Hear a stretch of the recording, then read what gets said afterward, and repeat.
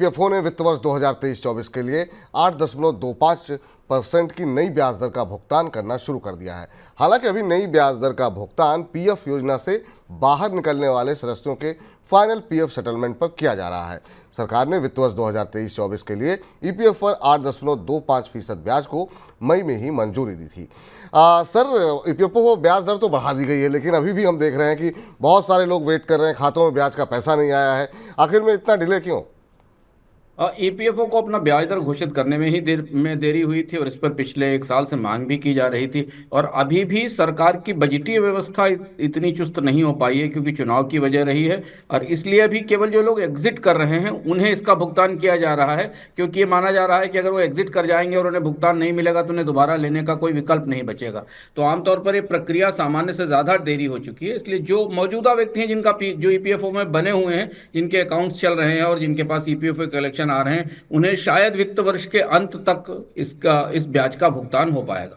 जी, इस बीच एनसीएलटी ने बंद पड़ी एयरलाइन गोफर्स्ट को कहा है कि एयरक्राफ्ट लीजिंग कंपनी ईएलएफ को 4 एयरक्राफ्ट इंजन लौटाए। रिपोर्ट के मुताबिक गोफर्स्ट के रेजोल्यूशन प्रोफेशनल ने इस पर हामी भी भर दी है और ये कहा है कि एयरक्राफ्ट इंजन लौटाने पर उसे कोई भी आपत्ति नहीं है। ईएलएफ दुनिया की सबसे बड़ी एयरक्राफ्ट इंजन फाइनेंस और लीजिंग कंपनी है। गोफर्स्ट पिछले साल मई से बंद पड़ी हुई है। सर, अभी भी क्या उम्मीद बची है? गोफर्स्ट क्या दोबारा उड़ान भर पाएगी? अब संभावनाएं लगभग खत्म हो रही हैं, क्योंकि एक तो गोफर्स्ट का जो एनसीएलटी में और बैंक्रप्सी में जो पूरा मामला था उसमें कोई अभी बायर उपलब्ध नहीं हो पाया। बाजार काफ़ी आगे निकल चुका है। गोफर्स्ट ने अपना मार्केट भी गंवा दिया, अपने स्लॉट्स भी गंवा दिए और अब एयरक्राफ्ट्स भी, जो कि सबसे इंपॉर्टेंट एसेट होते हैं, वो भी जा रहे हैं। तो गोफर्स्ट के रिवाइवल की उम्मीद अब ना के बराबर है, जब तक कि कोई बड़ा बायर गोफर्स्ट के लिए उपलब्ध ना हो जाए या इसका रिवाइवल पैकेज कोई कंपनी निवेश करने के लिए उस रिवाइवल पैकेज में आगे ना आए। नहीं तो ये माना जा रहा है कि गोफर्स्ट अब लगभग इतिहास बन गई है, जैसे कि हमने किंगफिशर या जेट एयरवेज के मामले में देखा था। जी, इस बीच internet and mobile association of India Karnataka सरकार के गिग वर्कर्स के लिए बनाए गए कानून से खुश नहीं है। आईएएमआई का कहना है कि इस नए कानून से राज्य में ईज ऑफ डूइंग बिजनेस के लिए चुनौतियां खड़ी हो सकती हैं। एसोसिएशन ने राज्य सरकार से बातचीत के लिए 2 महीने का वक्त मांगा है। अगर इसी तरह का कानून केंद्र सरकार भी लेकर के आती है तो फिर क्या उसे भी ईज ऑफ डूइंग पर असर पड़ता हुआ दिखाई देगा? देखिए, अब यह मामला उद्योग और कर्मचारियों के बीच में आकर फंस गया है।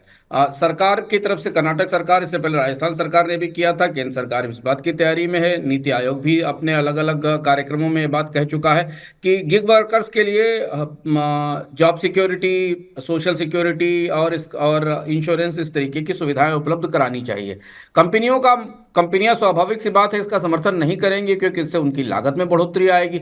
बेसिक मिनिमम सिक्योरिटी सुनिश्चित करने के लिए कंपनियों को गिग वर्कर्स के लिए फंड्स क्रिएट करने पड़ेंगे, उन्हें ज़्यादा सुविधाएं देनी पड़ेंगी। और गिग वर्किंग भारत के पूरे परिदृश्य में, भारत के औद्योगिक परिदृश्य में क्यों इतनी तेजी से सफल हुई, इस पर हम आज और चर्चा आगे करेंगे, क्योंकि आज हम इनफॉर्मल सेक्टर के जॉब्स के आंकड़ों को और विस्तार से समझने की कोशिश करेंगे।